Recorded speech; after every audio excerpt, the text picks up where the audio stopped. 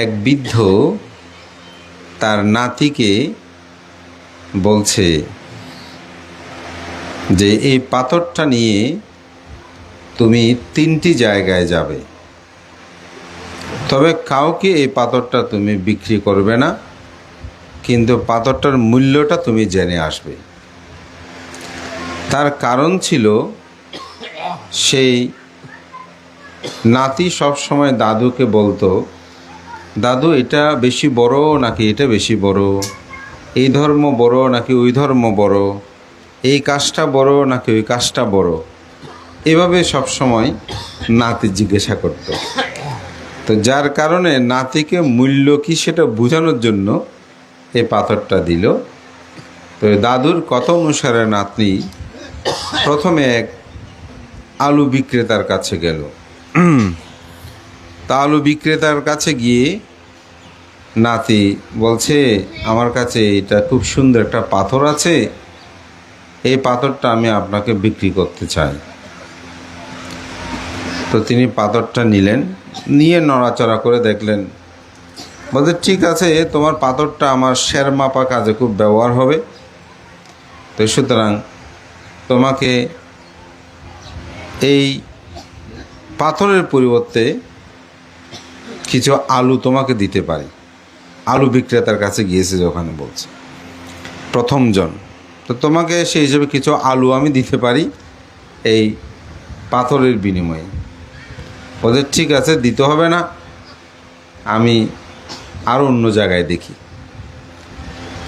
তো দাদুর কথা অনুসারে তিনি এক স্বর্ণ বিক্রেতার কাছে গেল, তো স্বর্ণকারের কাছে গেল, তাকে গিয়ে পাথরটা দেখালো, বলছে আমি পাথরটা বিক্রি করতে চাই, এটা আপনি কত দিয়ে কিনবেন। তো স্বর্ণ বিক্রেতা পাথরটা দেখছে মোটামুটি অনেক মূল্যবান, তো বলে যে তোমার এই পাথরের তো মূল্য আমি দোকানে যা আছে সব কিছু আমি তোমাকে দিয়ে দেব, এতটুকু পর্যন্ত এই পাথরের মূল্য আছে, তুমি এর বিনিময়ে আমাকে পাথরটা দিতে পারো। তারপর বলে যে না, আমি এটা মূল্য নির্ধারণ করতে এসেছি, পরে দেখা যাবে। এই পাথরটা নিয়ে একজন পাথর বিশেষজ্ঞ, স্টোন যারা বিশেষজ্ঞ, এগুলো নিয়ে গবেষণা করে ওই রকম একজনের কাছে গেল, তাকে গিয়ে পাথরটা দিল, বলে এই পাথরের মূল্য কেমন বলেন। তো উনি এটা গবেষণাগারে গিয়ে ওনাকে বসিয়ে রেখে অনেকক্ষণ পর্যালোচনা করে বিভিন্ন মাইক্রোসফট যন্ত্র দিয়ে দেখে তিনি বলছেন, এই পাথর এত বেশি মূল্যবান, এই পাথরের দাম দেওয়ার মতন আমার কোনো নয়, পৃথিবীতে এটা কারো কোনো সম্ভব নয়, এটা সেরকম একটি মূল্যবান পাথর। তো পাথরটা ওনাকে দিল না, নিয়ে দাদুর কাছে আসলো। তো দাদু জিজ্ঞাসা করছে আলু বিক্রেতা কি বলল, স্বর্ণকার কি বলল, এবং স্টোন বিশেষজ্ঞ পাথর বিশেষজ্ঞ কি বলল, তিনি অদ্যপন্ত সব বললেন। তখন দাদু নাতিকে বলছে, এখন তোমার কি মনে হয় পাথরটা তিনজনে 3 রকমভাবে মূল্যায়ন করলো কেন? তো 3 জন 3 ভাবে মূল্যায়ন করার কারণ হচ্ছে পাথর কিন্তু একটাই, আলু বিক্রেতা কয়েকটা আলু দিতে চাইলো মাত্র, স্বর্ণকার তার স্বর্ণের দোকানে যা আছে স্বর্ণ সেগুলোই বিনিময়ে চাইল, আর স্টোন বিশেষজ্ঞ বলছে এটার মূল্য দেওয়ার মতন ক্ষমতা পৃথিবীতে কারণে, এটা সেরকম একটি দামি এবং প্রয়োজনীয় এটা পাথর। তার কারণ জিনিসটা কিন্তু একরকম, কিন্তু এটাকে উপলব্ধি করার যে প্রজ্ঞা সেটা সবার কাছে নাই। প্রথমজন খুব মেধাবী, কেন মেধাবী, সে হিসাব রাখে, হিসাব করে বলছে পাথরটা যদি থাকে ওটা দিয়ে আমি মাল বিক্রি করতে সুবিধা হবে, পাল্লা এটা ব্যবহার করতে পারবো, সে কারণে সে সেটা নিয়ে, এটা তো কি তার মেধা।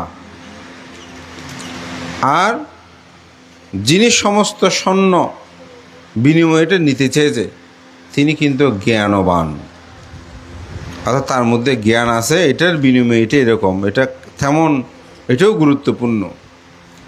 আর যিনি গবেষণা করে দেখেছেন তিনি হচ্ছে প্রজ্ঞাবান।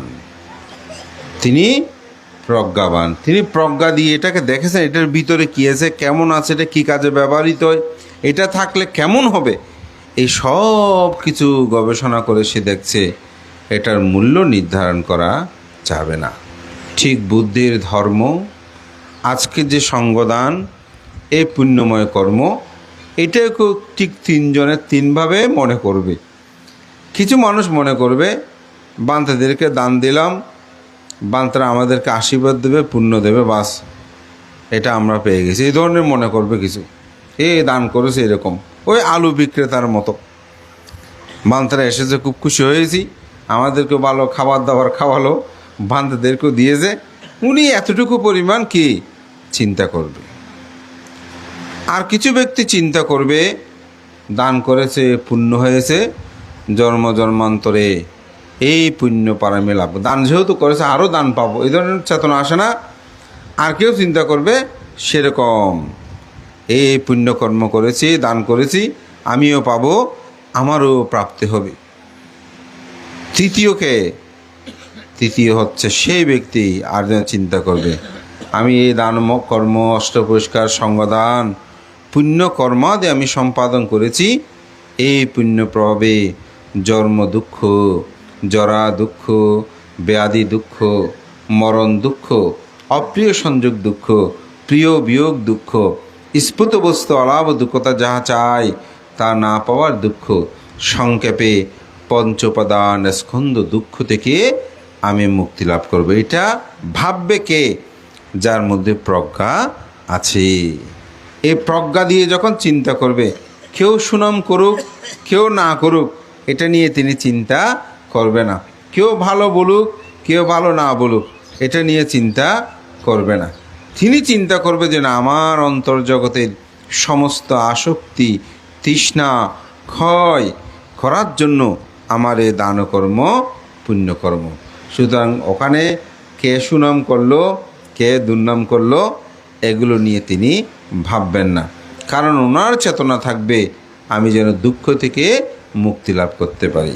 ঠিক ওই বিশেষজ্ঞ, সে বিশেষজ্ঞ মানে কি, এই বিশেষজ্ঞ হতে হলে অর্থাৎ জীবনাদর্শনকে জানতে হলে আপনাকে স্মৃতিময় আর্যষ্টাঙ্গিক যে মার্গপথ সে পথেই যেতে হবে। সে পথে যদি যান তাহলে সেটাকে উপলব্ধি করতে পারবেন। বুদ্ধের এই অসীম অনন্ত এই জ্ঞান প্রজ্ঞা সহজেই উপলব্ধি করা সম্ভব নয়। এটা করতে হলে তাকে সেরকম ওই স্টোন অ্যানালাইজ যিনি করছেন তার মতন মানুষ হয়ে চিন্তা করতে হবে। এটা আপনারা হতে পারবেন না তা নয়, হতে পারবেন। মানুষ কেন পারবে না? মানুষ অবশ্যই পারবে। কোথায় কীরকম ভিক্ষু আছে আপনারা উপলব্ধি করতে পারবেন না। আমি আজকে যখন শাসন বংশ ভান্তের ওখানে গেলাম, তো যাওয়ার পরে ভান্তে বিভিন্ন আয়োজন করছে, আমি একটু খেতে অনীহা করলাম, তাই বললাম যে আমি একটু টয়লেটে যাব। তো ওখানে যাচ্ছি, রুমে ঢুকছি, দেখি ওনার একজন শিষ্য, ওনার টেবিলে অনেকগুলো ভালো ভালো বই আছে। আমি দেখে খুব ভালো লাগছে। তো পরে সে আমাকে 3টা বই দানও করলো। তো বলে যে ভান্তা আমি এগুলো পড়েছি। আমি তো দেখে অবাক হলাম যে আমাদের মধ্যে এরকম ছোট ছোট ভিক্ষুরা যে পড়ালেখা করি, বুদ্ধ ধর্ম দর্শনকে যে জানতে চাই, আমার খুব খুব ভালো লেগেছে। আজকে এখানে এসে আপনাদের আতিথেয়তা আপ্যায়নতা ভালো লেগেছে, কিন্তু তার চেয়েও বেশি ভালো লেগেছে একজন ভিক্ষু সে প্রজ্ঞার সাধনা করে, জ্ঞানের সাধনা করে। এটা কিন্তু অনেক। আলু বা স্বর্ণ টাকা পয়সার চেয়েও দেখেন শ্রেষ্ঠ হচ্ছে কি, সে প্রজ্ঞার সাধনা করা। এই পৃথিবীতে মানুষ যদি জ্ঞানী না হয়, প্রজ্ঞাবান না হয়, দুঃখ থেকে আপনি মুক্তি লাভ করতে পারবেন না। তো আমরা তো মানুষ কেন পারবো না? অবশ্যই পারবো। একটা গল্প বলি। বুদ্ধের সময়কালে একটি ব্রেবত নামক পর্বত ছিল। সেখানে বুদ্ধ ছিলেন এবং প্রতিদিন সেখান থেকে বের হয়ে তিনি পিণ্ডচারণ করতে যেতেন গ্রামে। কিন্তু পর্বতটা ছিল গ্রাম থেকে একটু অনীতি দূরতা, বেশি দূরে নয় কাছে নয় এরকম। তো বুদ্ধ যখন পিণ্ডচারণে যেতেন তখন পিছে পিছে একটা পেচক যেত, পেঁচারি, এখানে কি বলে জানি না, পেঁচায় বলে। তো পেঁচাটা যেত বুদ্ধের পিছে পিছে। তো বুদ্ধ যখন গ্রামের মধ্যে ঢুকে যেত পিণ্ডচারণের জন্য, পেঁচারটা চলে আসতো। আবার যখন বুদ্ধ পিণ্ডচারণ শেষ করে গ্রাম থেকে বের হতো, পিছে পিছে এই পেঁচটা আসতো। তো বুদ্ধ একদিন এই পেঁচকটাকে দেখে একটা স্মিত হাস্য দিলেন। আমরা অনেক সময় অনেককে দেখলে একটু হাসি না, অনেক সময় কথা না বলে একটা হাসি হলেও দিই, তাই না? গাড়ি ঘোড়ায় পরিচিত দেখা হলে, বিদেশের মধ্যে তো আপনি চেনা হোক না চেনা হোক, দেখা হলে একটা হাই হ্যালো অথবা মুখে একটা হাসি হলো তারা দেবে। অথচ পরিচিত হোক অপরিচিত হোক, এই ধরনের তাদের কিছু স্বভাব আছে। তো বুদ্ধ অহেতুক কোনো কারণ ছাড়া হাসেন না। তো আনন্দ বুঝতে পারছেন যে তথাগত বুদ্ধ হাসির কোনো কারণ আছে। তো বুদ্ধকে দোয়াজিটা বিছিয়ে দিলেন। তো বিছিয়ে দিয়ে বুদ্ধ যখন বসলেন, তো তথাগত বুদ্ধকে আনন্দ জিজ্ঞাসা করলেন, তথাগত বুদ্ধ, আপনি আজকে পিণ্ডচারণ করে প্রেবত পর্বতে প্রবেশ করার সময় আপনি স্মিত হাস্য কেন প্রদান করলেন? তখন বুদ্ধ বললেন, আনন্দ, তুমি কি দেখেছো প্রতিদিন একটা পেচক আমরা যখন পিণ্ডচারণে যাই তখন আগু বাড়িয়ে দেয়, পিণ্ডচারণ শেষ করেই তিনি আগু বাড়িয়ে নিয়ে আসে? হ্যাঁ তথাগত বুদ্ধ, আমি তাকে দেখেছি। বলছে এই পেচকটাকে দেখেই আমি স্মিত হাস্য প্রদান করেছি, কারণ বুদ্ধ চিত্ত পাসাদে না। তো গাতায় বইয়ে এটা এরকম আছে, মায়াং চিত্তাং পাসাদে না ভিক্ষু সাঙ্গে সায়োনারো কাপ্পানি শত সহস্রানি দুর্গতিংস নাগাচ্ছতি। বুদ্ধ বলছেন আমার প্রতি ও মায়াং চিত্ত, কিন্তু অন্যান্য কিছু বইয়ে মূল বই ছাড়া সেখানে বুদ্ধ শব্দটা যুক্ত করেছেন। কারণ আমরা যখন গাথাটা বাসন করি তখন যদি বলি মায়াং চিত্ত পাসাদেন, তাহলে আমার প্রতি হয়ে যাবে। সেজন্য আমাদের পণ্ডিতগণ সে গাথায় মায়াং না দিয়ে সেখানে বুদ্ধ শব্দটা দিয়েছেন। তো বুদ্ধ এখানে বলছেন এই যে আমার প্রতি, আমার ধর্মের প্রতি, আমার ভিক্ষু সঙ্গের প্রতি যাদের চিত্ত প্রসন্ন হয়, কাপ্পানি শত সহস্রানি দুর্গতিংস নাগাচ্ছতি, তারা কল্পকাল ব্যাপী দুর্গতিতে গমন করবে না। বোধে এই পেচকটা বুদ্ধের প্রতি অর্থাৎ আমার প্রতি অর্থাৎ বুদ্ধের প্রতি, ধর্মের প্রতি, সঙ্গের প্রতি তার চিত্ত যে প্রসন্ন, এই কারণে কাপ্পানি শত সহস্রানি দুর্গতিংস নাগাচ্ছতি, কল্পকাল ব্যাপী দুর্গতিতে গমন প্রসন্ন হয়। প্রসন্ন মানে কি? এটা একটু শ্রদ্ধা দিয়ে বলি। শ্রদ্ধা হচ্ছে 4 প্রকার। আমরা বললে শ্রদ্ধা থাকলে সব হয়। তো শ্রদ্ধা কি? শ্রদ্ধা মানে কিন্তু বিশ্বাস নয়, শ্রদ্ধা মানে কিন্তু কর্মফল নির্বাণ, জন্মান্তরবাদ, সে তো ক্ষতি করতে পারে, হ্যাঁ, এরকম ভয়ে অনেকেই যেটা করে, এটা হচ্ছে ভক্তি, শ্রদ্ধা নয়। শ্রদ্ধা হচ্ছে তার আদর্শটাকে ভালোবাসা, শ্রদ্ধা হচ্ছে তার নিয়ম নীতিকে ভালোবাসা, শ্রদ্ধা হচ্ছে তার আদেশকৃত কথাগুলোকে যথাযথভাবে মেনে চলা। যেমন অনেক মানুষ আছে বুদ্ধকে দিনরাত স্মরণ করে বন্দনা করে, উঠতেও বুদ্ধ, খেতেও বুদ্ধ, চলতেও বুদ্ধ, সব কাজে বুদ্ধ, কিন্তু তিনি প্রাণী হত্যা করে, চুরি করে, বেবিচারি করে, মিথ্যা কথা, ভেদ কথা, কর্কশ কথা বলে তিনি সুরমন নেশাদ্রব্য পান করে। বলেন তো তিনি কি বুদ্ধকে শ্রদ্ধা করেন? কিন্তু সকাল সন্ধ্যা তো সব কিছু করে, বিহারে যায়, বান্তের সাথে কথাবার্তা বলে, কিছু দান ধর্ম করে, অষ্টশীলও নেয়, পঞ্চশীলও নেয়, কিন্তু এগুলো কোনো কিছু সে পালন করে না। এটা কি শ্রদ্ধা হবে? এই জন্য বলতে তুমি বিহারে গেলে কি হবে, কিন্তু ওনার কোনো ধর্মের প্রতি আসলে ভিতরে কোনো কিছু নাই, ঠিক না? তো শ্রদ্ধা হচ্ছে কি? আপনাকে পঞ্চশীল পালন করতে হবে। যদি পঞ্চশীল পালন করেন আপনি বুদ্ধকে প্রকৃত শ্রদ্ধা করছেন। আপনি অষ্টশীল পালন করেন বুদ্ধকে যথার্থ শ্রদ্ধা করছেন। বুদ্ধের নিয়ম নীতিগুলো পালন করেন, শ্রদ্ধা করছেন। আমি মা ছাড়া চলতে পারি না, কিন্তু মায়ের কথা শুনি না, মায়াকে সেবা করি না। মানতে আমি মা ভক্ত, আমার মা যেটা বলে সেটা আমি করি, তাহলে ঠিক আছে। কিন্তু আমি মা ভক্ত, কিন্তু মানতে মার কথা শোনে না, মাকে সেবা যত্ন করে না, লালন পালন করে না, মায়ের অসুস্থ হলে দেখভাল করেন, এরকম আছে না? অনেকজনকে দেখি এই সাধক ওই সাধক দেওয়ার জন্য টাকা পয়সা দান করতে যায়, এদিকে ঘরের মা বাবা কোনো খবরাখবর নাই, ভাই বোনদের কোনো খবরাখবর নাই, জ্ঞাতি স্বজনের কোনো রোগ ব্যাধি অসুখ হলে সেখানে নাই। এরকম অনেক মানুষ আছে। হবে, হ্যাঁ, উনি সাধকের কাছে দান করতে দান হবে, কিন্তু ঘরের যারা আপনার মূল হিতকামী উপকারী তাদেরকেও করতে হবে না? যেমন আজকের আয়োজনে আপনার ভাই বোন সবাই মিলে করেছেন না, এখানে কেউ টাকা কম দিয়েছে, কেউ বেশি, এরকম হতে পারে, কিন্তু এটা আমি বাইরে প্রকাশ করব কেন? আমরা সবাই সম্মিলিতভাবে করতে পারি না? এটার মধ্যে একটা আনন্দ আছে না? এটাই তো প্রকৃত সুখ, কারণ এটা দানকর্ম, পুণ্যকর্ম। সুতরাং কেউ কম দেবে কেউ বেশি, এটা নিয়ে কোনো চিন্তা নাই। আমরা ভাই বোন সবাই মিলেমিশে একসাথে করব। এটাই তো শ্রদ্ধা, এটাই তো আনন্দ, ঠিক না? এটাই তো প্রীতি। এটার মধ্যে এরকম থাকতে হবে না? এরকম আনন্দ যখন থাকবে, প্রীতি থাকবে, এটাই তো মা বাবার প্রতি শ্রদ্ধা। এখন মা বাবার কথা মানি ঠিক, কিন্তু জায়গা সম্পদ অমুক, আরেক ভাইকে টুকি আমি নিতে চাই, হবে? সে দুর্বল বলে তাকে উপেক্ষা করি, এটা হবে? তো ধর্ম কি? ধর্ম মানি সত্য, যাহা হ্যাঁ তো যার কারণে গিয়ে আমি মনে করি আমাদের জীবনটাকে সেরকম করে উপলব্ধি করতে হবে।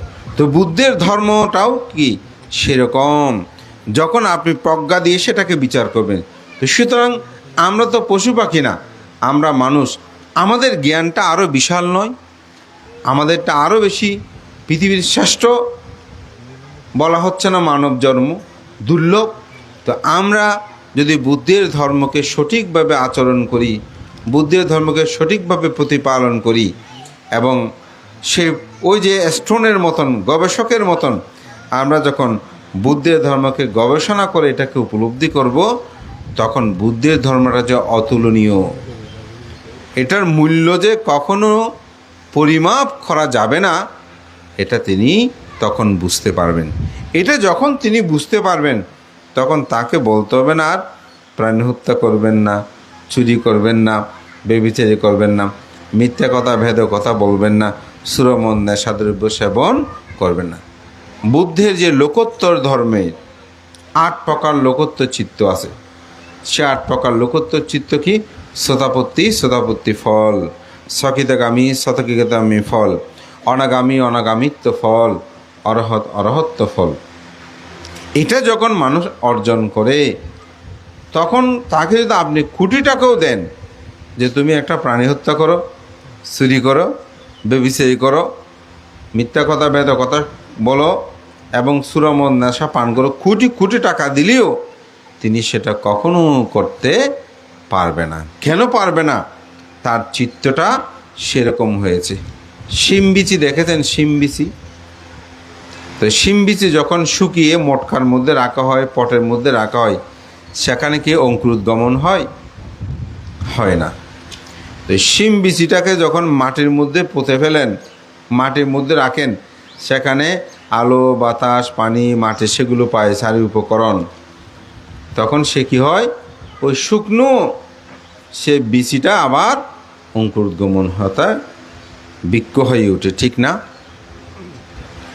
কিন্তু সেই বিচিটাকে যখন উত্তপ্ত করে আর মধ্যে ভাজবেন, ভাজার পরে সেখানে লবণ মরিচ দেবেন, ফুটে যাবে, তাই না? ভাজা হয়ে যাবে। এরপরে যদি আপনি মাটির মধ্যে পুঁতে রাখেন, এই বীজ কি অঙ্কুরোদ্গম হবে? হবে না।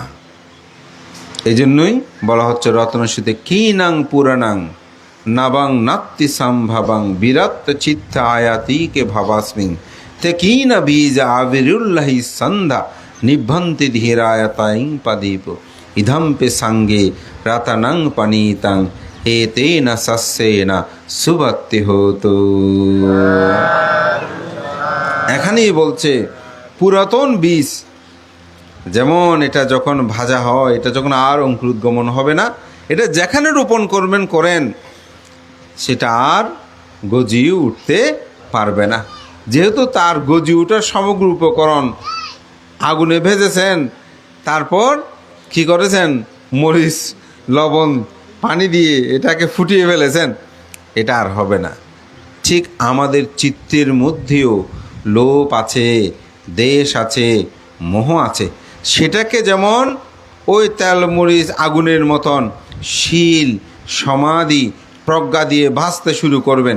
আজকে দান চিত্তকে ভাসতেছেন, যে চিত্তের মধ্যে এগুলো ভোগ করার চেতনা আছে তো না, এগুলো আমি ত্যাগ করব, ছেড়ে দেব, এই যে চেতনা, এটা যখন আপনার মধ্যে কি হচ্ছে, জাগ্রত হচ্ছে, এটা আপনার চিত্তকে ভাসতেছেন, যে এরূপ যখন ভাসতে ভাসতে আপনার অন্তর জগতের মধ্যে ওই যে সমস্ত চিত্তের আকাঙ্ক্ষা, চিত্তের চাহে সব যখন নিরুদ্ধ হবে, তখনই কিনাং পুরাণাং নবং নাত বিরত্ত চিত্ত আয়াতিকে ভাবাস্মিং তে কিন বীজ আবিরুল্লাহি সন্ধ্যা নিভন্তি ধীরায়তাং পাদীপ।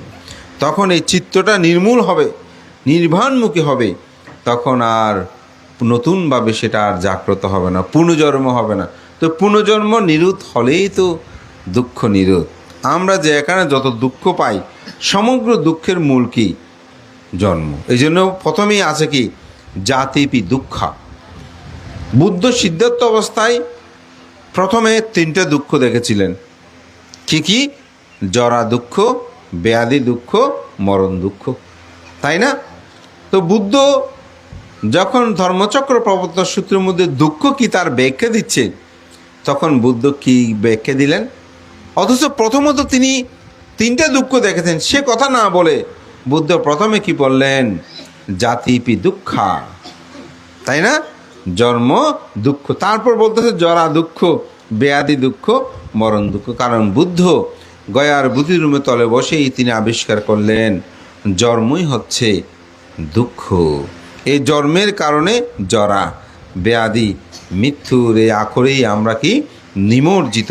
তাই আজকের এই দানময় সমস্ত পুণ্যকর্ম মনে করবেন আলু বিক্রেতা নয়, স্বর্ণকার নয়, আমরা যেন প্রজ্ঞাবান হয়ে এই দানকর্ম পুণ্যকর্ম সম্পাদন, তখন এই দানের মাহাত্ম্য, এই দানের গুরুত্ব আপনি কি উপলব্ধি করতে পারবেন। তো দুঃখ থেকে চিরমুক্তি লাভ করতে হলে আপনাকে অবশ্যই এই প্রজ্ঞার সাধনা করতে হবে। তো সবাইকে পরিশেষে আহ্বান করব, সকাল সন্ধ্যা অবশ্যই 2 বেলা বন্দনা করবেন। আমাদের বর্তমান সঙ্গরাজ, মাননীয় মহামান্য সঙ্গরাজ, ধর্মপ্রিয় মহস্তের মধ্যে তিনি একটি কথা বলেন যে সকালে বন্দনা না করে যিনি আহার গ্রহণ করবে সেটা হবে পেত আহার। এটা বুদ্ধের কথা নয়, ভ্রান্তের কথা। তো সেজন্য সকালে উঠেই যে কোনো প্রাতকর্ম শেষ করে খাওয়ার আগে অবশ্যই বুদ্ধকে বন্দনা করবেন, ত্রিরত্ন বন্দনা করবেন, ছেলে মেয়েদেরকে সেই শিক্ষা দেবেন। সন্ধ্যায় অবশ্যই, এবং যেহেতু আশেপাশে আপনাদের বিহার আছে, এখানে অনেকগুলো হাঁটতে হাঁটতে বিহার, কিন্তু এখানে অনেক মানুষরা দেখবেন হাঁটে 7 দোকানে দোকানে দোকানে যাবে, কিন্তু বিহারে মাস 6 মাসে একবার গিয়েছে কিনা সন্দেহ। ওই আলু বিক্রেতার মতন। তো আলু বিক্রেতা না হয়ে যেন আমরা প্রজ্ঞাবান হই। বিহারে গেলে বানতে বিহারে যাওয়ার দরকার কি, অনেকে আবার বলে বিহারে যাওয়ার দরকার কি, এটাও বলে। তো ভালো ছাত্র স্কুলে নিয়মিত অবশ্যই যাবে, ঠিক না? ঠিক ভালো ধার্মিক মানুষ তিনি বিহার যান, বাড়ি থেকে একরকম, বিহারে গেলে মনটা আলাদা পবিত্র হয়, মনের একটা চেতনাবোধ জাগ্রত হয়। আর বিহারে গিয়ে সম্মান এটা করেনি কেন, এটা করেনি কেন, এটা বলবেন না। ময়লা আবর্জনা দেখলে নিজে ঝাড়ু দিয়ে পরিষ্কার করবেন, বলবেন যে আমার পুণ্য হচ্ছে, আমার পুণ্য হচ্ছে। আমি যখন বার্মার সোয়েডাং পেকোটা আমাদের শ্রীলঙ্কা ভান্তা এখন বার্মায়, উনি অবশ্যই যাবেন। এই সোয়েডাং যেটা কথিত আছে 60 টন সোনা দিয়ে এটা তৈরি, কথা কথিত আছে, এর হয়তো আরও বেশিও হতে পারে। তো ওখানে দেখছি যে ঝাড়ু দিচ্ছে যে লাইন ধরে অনেকগুলো মানুষ একই ড্রেসে। তা আমার সাথে যিনি ছিলেন এন্টারপ্রেনার, ওনাকে বলছি যে ওনারা এভাবে ঝাড়ু দিচ্ছে, এটা আমারও ইচ্ছে হতো। বলে যে আপনি এখন ইচ্ছে হলেও ঝাড়ু দিতে পারবেন না। আমি বললাম কেন? বলে এখানে এক একটা সমিতি, কমিটি, গ্রামবাসী বা আঞ্চলিক থানা ওনারা অনেক দিন আগে থেকে দরখাস্ত করে, কী জন্য এই সোয়েডাং পেওয়াটা পুরো ঝাড়ু দেবে। তো দরখাস্তে যাদের ডেট যখন পড়বে, এগুলো কমপক্ষে মাস 2 মাস আগে দরখাস্ত করবে, মাস 2 মাসের মধ্যে তালিকা পড়বে। ওনারা গ্রুপ শো এসে সেদিন সারাদিন পরিষ্কার পরিচ্ছন্ন করার দায়িত্ব ওনারা রাখবে। এখন আপনি যদি যান, আমি যাই, আমি একটু ঝাড়ু দিই, এটা সম্ভব হবে না। অর্থাৎ এইভাবেই ওনারা পুণ্য করে, বিভিন্ন বার্মার প্রান্ত থেকে, বিভিন্ন প্রান্ত থেকে সেভাবে যায়। চিন্তা করে দেখেন। আর আমাদের দেশে বিহারে গেলে কেন ময়লা, কেন মুখ, কেন সমুখ, কেন সমনরা বান্ধরা বসে বসে কী করে, আরে আপনি পুণ্য করার সুযোগ পেয়েছেন, আমি পরিষ্কার করি না, এরকম হতে পারে না। এই দেখেন আমাদের আর তাদের মধ্যে পার্থক্যটা কোথায়। সেজন্য চেতনাটাকে সেভাবে আপনারা উৎপন্ন করে এই পুণ্যকর্মগুলো সম্পাদন করবেন, এই আহ্বান জানি। এবং যদি সম্ভব হয় ধ্যান করবেন, 5 মিনিট হলেও একটু ধ্যান করবেন, তাতে চিত্ত নির্মলতা, বিমুক্তি লাভ করতে হলে ধ্যান অর্থাৎ বিদর্শন শিক্ষার কোনো বিকল্প নাই। তো আজীবন অনেক মানুষ আছে 70-80 বছর হয়ে গেছে, কোনো দিন একটু ধ্যানেও বসে নাই, ভয়ে ভয়ে। ভয়ের কি? নির্ভয় চিত্তকে সমাহিত করা। চিত্ত সমাহিত হলেই তো, একাগ্র হলেই তো আপনি প্রজ্ঞা দিয়ে দুঃখ কি, দুঃখের কারণ কি, দুঃখ নিরোধ কি, দুঃখ নিরোধের উপায় কি, সেটিকে জানতে পারবেন। শ্রদ্ধেয় সভাপতি প্রমুখ সংঘের প্রতি বন্দনা জানি। আজকে এই পরিবার যে সুন্দর আয়োজন করেছেন, তাদের সকলের আয়োজনকে আমি সাধুবাদ জানাই। আমি মনে করি এরূপভাবে পুণ্যকর্ম সম্পাদন করা উচিত। আপনাদের সে প্রয়াত জ্ঞাতিগণকে পুণ্যদান। আপনাদের মাতা যিশুবালা বড়ুয়া, ওনাকে নিরোগ দীর্ঘ জীবন কামনা করছি। আপনারাও মনে রাখবেন, এই মাতৃদেবীকে যথাযথভাবে আপনার সম্মান, শ্রদ্ধা, গৌরব প্রদর্শন করবেন। এই প্রত্যয় ব্যক্ত করে শ্রদ্ধেয় সভাপতি প্রমুখ সংঘের প্রতি বন্দনা জানিয়ে আমার নাতি দীর্ঘ ধর্মকথাকে নিঃশ্বাস করছি। জগতের সকল প্রাণী সুখী হোক।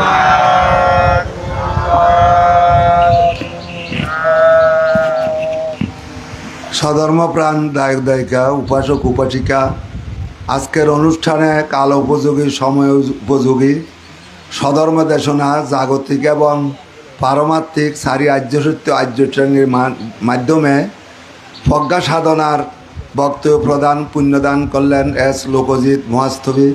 তার নিরোগ দীর্ঘজীবন প্রার্থনা করছি। এখন আপনারা জল ঢেলে পুণ্যদান করুন।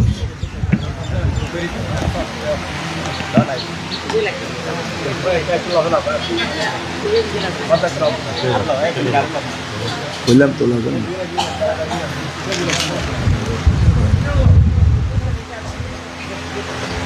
মোহন আসছে না, বলে বই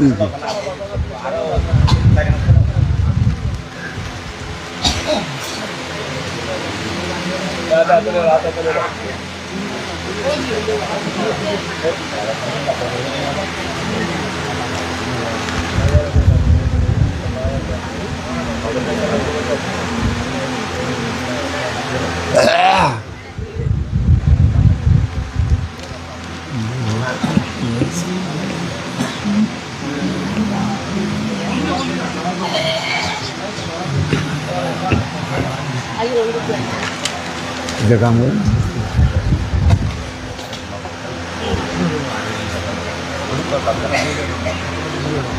ইদাং নো ইয়াতি নাং হতু সুখিতা হন্তু ইনাতায়।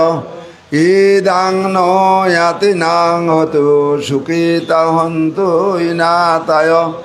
ইদাং নো ইয়াতি নাং হতু সুখিতা হন্তু ইনাতায়।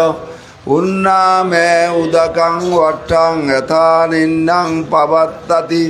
evameva yetu dinnang petanang upakappatu etavatasa ammehi sambatang punya sampadang sabbi deva anumodanto sabba sampatti siddhya etavatasa ammehi sambatang punya sampadang sabbi bhuta anumodanto sabba sampatti siddhya etavari bahapura paripuranti sagarang evameva yetu dinnang petanang upakappatu etavatasa ammehi sambatang punya sampadang sabbe satta anumodanto sabba sampatti siddhya akasata sa bummatta devonaga mahiddika puiyantang anumodhittvang sirang rakhantu buddha shasanam akasata sa bummatta devonaga mahiddika puiyantang anumodhittvang sirang rakhantu jina desanam akasata sa bummatta devonaga mahiddika puiyantang anumodhittvang sirang rakhantu mang pariyam imena punya kammena mame bala samagama satang samagamo hotu eva nibbanang pattiya vasundari deva bhumi sadhinga tva samagata petakule tirasanna nirayo sabhisita hinakule nadayami jate jate bhava bhave idang me danang idang me shilang idang me punyang nibbanassa passayo hotu ajja me danang ajja me shilang ajja me punyang nibbanassa passayo hotu amma kang mangalataye ajja me danang ajja me shilang ajja me punyang nibbanassa passayo hotu babatu tittatu sabbe satta kammasaka sadhu sadhu sadhu